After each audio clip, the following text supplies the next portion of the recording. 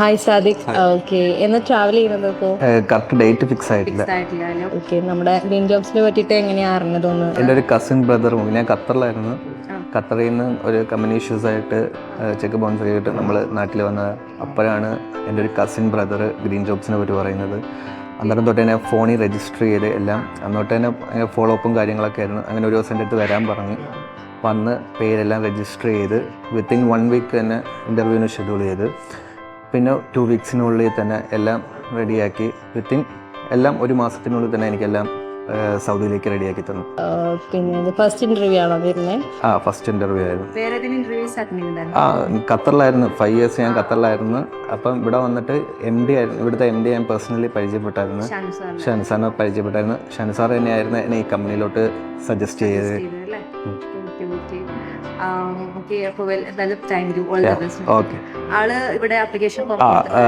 വൈഫും രജിസ്റ്റർ ചെയ്തിട്ടുണ്ട്. എല്ലാം സാറ്റിസ്ഫൈഡ് ആണ്.